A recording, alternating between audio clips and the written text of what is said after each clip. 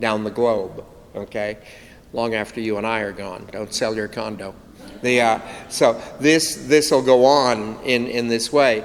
But the idea is a volcano can actually come up out of the ground and do this. And depending on if the volcano explodes, I think you know that most volcanoes leak lava.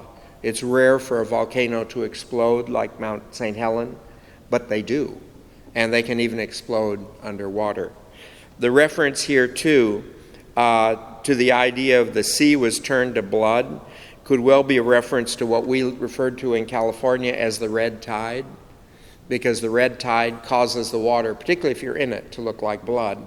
And secondly, it kills all the sea life, okay? And so a third of the living creatures died, and a third of the ships are destroyed. So the first thing was a third of the land. This one's a third of the sea. Next. Then the third angel blew his trumpet, and a great star fell from the sky, burning like a torch. It fell on a third of the rivers and springs of water. So now we're dealing with fresh water on land. And this reference to the star that fell from the sky comes from Isaiah and is probably a reference to Lucifer, okay, where Lucifer falls to earth. The name of the star was Wormwood, and a third of the water turned to wormwood.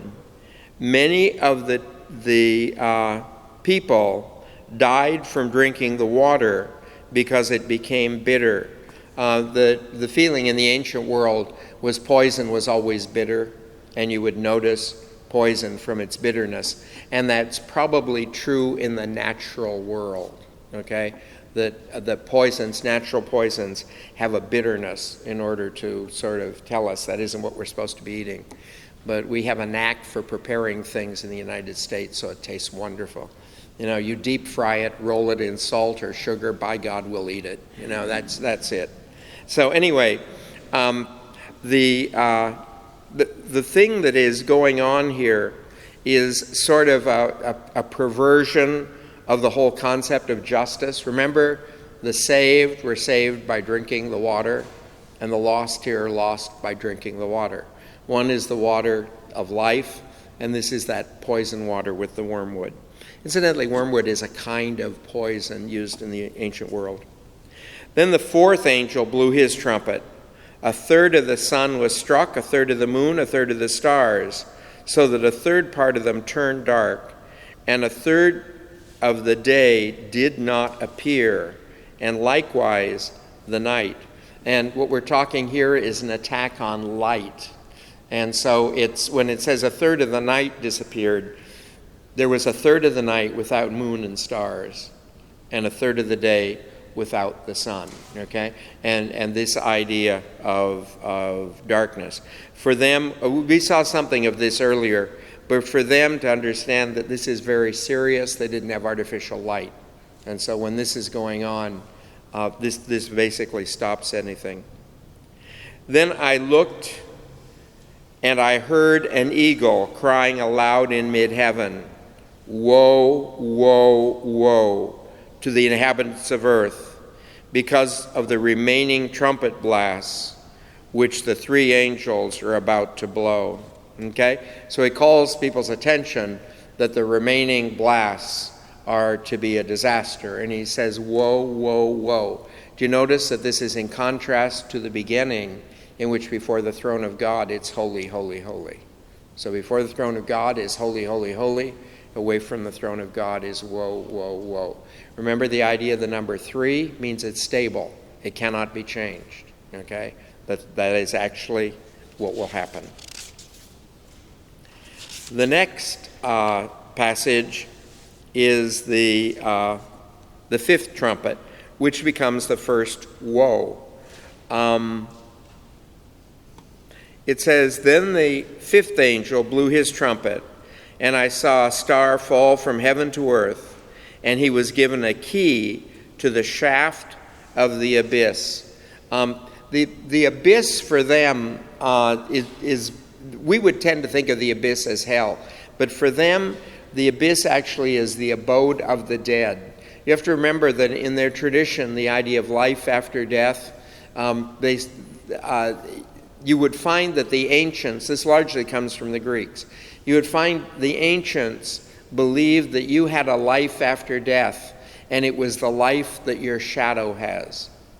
Your shadow cannot feel or hear or anything. It just kind of is. And that's the kind of life you have after death that was seen neither as a reward nor as a punishment. It's just that you had some kind of existence that went on after you died. But their idea is everyone was rewarded and punished in life. Okay? So that's neither reward nor punishment. You go into the death. And remember when Jesus drove the demons out of the possessed man, and they begged him not to send them into the abyss. Okay? They begged him to let them go into the herd of swine. Okay? It says, he opened the shaft of the abyss. Smoke came up from the shaft like smoke from a great furnace, and the sun and the air were darkened by smoke from the shaft. Now, see what's going, this being is not going down into the abyss. This being is opening the abyss so what's there can come out. And the initial thing that comes out is this smoke that darkens everything, the smoke that comes all over everything. Out of the smoke came locusts over the earth, and they were given the powers of earthly scorpions. They use the term of locusts because locusts are so many, and I think you know they have plagues of locusts in the Mideast still. And the locusts lay their eggs and stuff. They really don't know where they are. And at certain weather conditions, everything allows, suddenly the locusts hatch, and they move in clouds through the Mideast. And there are probably about 20 different, what do they call them? Swarms, yeah. About 20 different swarms of locusts that are all over different places in the Mideast. They just suddenly come up, and they'll move through an area. The locusts will eat absolutely everything. The locusts will eat anything but metal or stone. If you have clothing on a line, they will eat that. They will eat the rubber off the outside of electric wires. They eat everything, and when they run out of food, they eat one another. Okay, so that they just move like that. For them, scorpions were probably one of the most immediate dangers. Today we have kind of ways of dealing with that kind of a sting. But an example would be Father Serra. Do you know Father Serra was stung by a scorpion rather early in his ministry, and he limped for the entire rest of his life. Okay, he never fully recovered. So for them, the scorpion is a very, very serious insect. They were told to do no harm to the grass of the earth or to any green plant or any tree, but only to those people who did not have God's seal on their foreheads. Now you notice this has immediately told you that these animals are not natural locusts, because the first food of the locusts they ignore. The first thing they would go to is plants and grass and stuff. And these locusts will have nothing to do with that. What they are after are people. And they're after the people who bear the mark of the beast, the people without the seal of the living God. They were not permitted to kill them, but only to torment them for 5 months. And their torment was like the torment of a scorpion when it stings. 5 months, incidentally, is the life of a locust. And so when these swarms rise, the swarms will move only for 5 months. And then they disappear, but they don't know where they've laid their eggs in the process. Okay? So, and the torment is like the torment of a scorpion. In other words, it doesn't end. In those days, people will seek death, but not find it. They'll long to die, but death will elude them. They'll have the inability, somehow they will be suffering, and at the same time have the inability to kill themselves. Okay? That they would kill themselves if they could. I don't know if you've heard, but one of the interesting stats that came out I was studying in the seminary at the time Holland first allowed assisted suicide. And when Holland allowed assisted suicide, everyone thought that suicides were going to go shooting up in Holland, and suicides went shooting down in Holland. And the reason is that people in really desperate circumstances where they're doing a lot of suffering will tend to choose suicide before they reach a point in their state where they cannot kill themselves, because then they know that there would be no one to end their suffering. Whereas if people know that they can always have someone to end their suffering, it's amazing how much you can take in that. And so the number of suicides just collapsed in Holland when they allowed people this assisted suicide thing. It's a very curious thing. I personally believe, this is a personal opinion, that people tend to make the right choices the more choices they have the freedom to make. If people have a maximum amount of free choices, they tend to pick the best. But oftentimes, in an effort to get people to pick the right choice, we limit their choices, and in limiting their choices, they end up making the wrong choices. We always think that we can do best by people by making sure they do what we know is best for them, and that's a fallacy. So, in appearance, the locusts were like horses equipped for battle. On their heads were what looked like gold crowns. Their faces were like human faces, and they had hair like women's hair, teeth like lions' teeth. They had chests like iron breastplates, and the sound of their wings was like the sound of many chariots with many horses charging into battle. First thing I'd like you to call your attention to is the women's hair. I remember I told you that they were very concerned about the Parthians, and they actually had long hair. So that could well be a reference to this group that was invading the Roman Empire. I would like to tell you Hal Lindsey's analyzing this. I mentioned to you Hal Lindsey was an author who in the 50s and 60s wrote a book called The Late Great Planet Earth. And he dealt with this sort of thing. But he maintained this is a description of a helicopter spreading poison gas. Now look at it. He says it has a golden crown. That would be the propeller. It has a human face. That's the glass front of the helicopter where you can see the man inside it.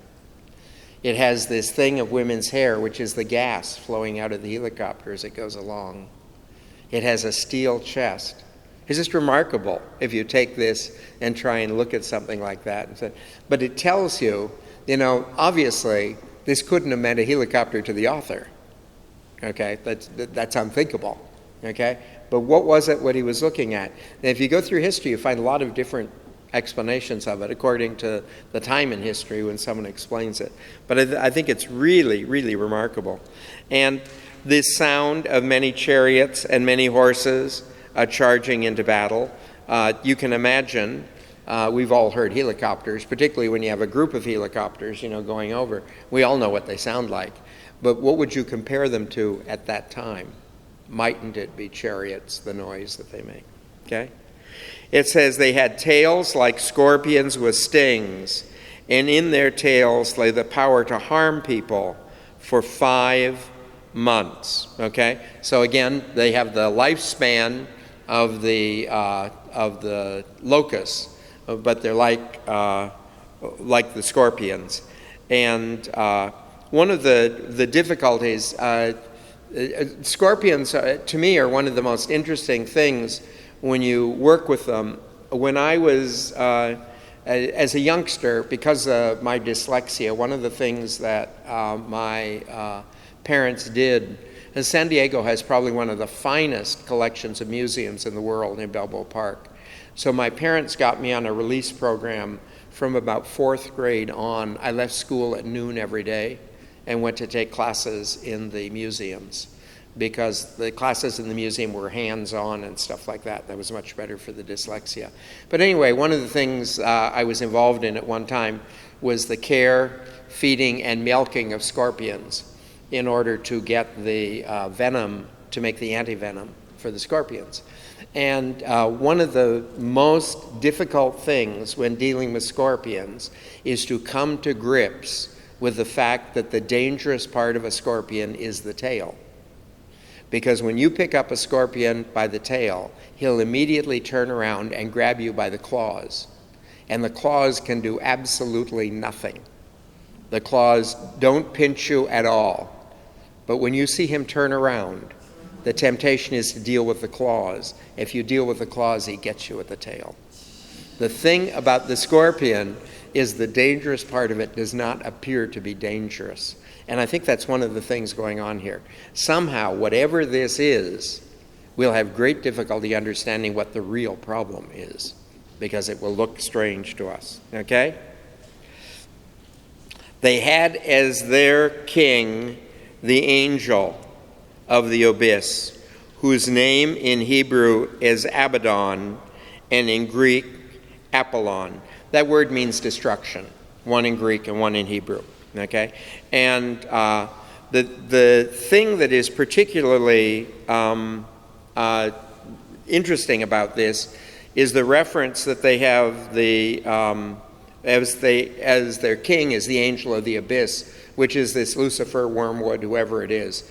That is their leader. And you imagine how much of the destruction is done by the locusts, and the locusts have no leader. Imagine what it is when this process takes place under the direction of a leader. And so that's what they're showing here. The first woe has passed, but there are still 2 woes to come. Okay? At this point, I think I actually would leave. But anyway, it says, "Then the 6th angel blew his trumpet, and I heard a voice coming from the horns of the golden altar before God." Now, remember, there are 2 altars. There's 2 altars if you go into the temple in Jerusalem. One altar sits out in front of the Holy of Holies, and it's a massive stone altar. And the horns of an altar are 4 points on the altar, and they're created because the altar is square, and you carve out kind of a cross form in the center. And by lowering the center, you end up with the 4 corners up. And the reason you do that is because the sacrifice you're going to put on the altar, that keeps it on there while it's burning and stuff like that. So this altar that sits out is called the altar of sacrifice and was a massive construction. It was duplicated in gold inside the Holy of Holies as a smaller version, and it had the horns on it too because they were duplicating the altar. But it was an altar of incense, and on it burned incense in front of the Holy of Holies. And so this, the voice comes from the horns, and it said to the 6th angel who held the trumpet, "Release the 4 angels held bound at the great river Euphrates." Incidentally, this comes from Isaiah. Isaiah speaks of the binding of the forces at the river Euphrates. So the 4 angels were released. They had been held in readiness for this very hour, day, month, and year to kill 1/3 of mankind. Okay? So we've already seen 1/3 of the people lost. So now they come on to take off. Is it the 2nd of the 1/3 or 1/3 of what's left? We don't really know. Okay? So they're to come on and do this. One of the things that is significant here is the reference to this very hour, day, month, and year. One of the things that happens in I find it in Bible as well as in other things, but we tend to think of Bible stories in the same way we think of fairy tales. So we tend to think, once upon a time, 3 kings went to Bethlehem to do, and once upon a time, a group of angels came to appear to shepherds in a field to announce it. We tend to think of it in fairy tale things. And what is going on here is the enforcement of, while we have the story of the 3 kings, that actually happened on a specific day, at a specific time, in a specific year, at a specific place. And the actions of God, many of them so ancient that the keeping of that kind of information was not important to the ancient world. One of the difficulties we have had in dating things is that each king in the ancient world thought he was the only person who mattered. So that if you were in, let's say, Spain, Everything was dated in the year of the reign of that king of Spain. The next king, of course, knew it was Hui and started out with his name. Okay? And this goes on all over the world. And so the dating of things was not significant to them. Okay? And so it's very difficult sometimes to put these things together. If you've ever noticed, like a list of pharaohs, the Egyptians were the best record keepers in the whole world, and it's still kind of iffy as we look at theirs. Okay?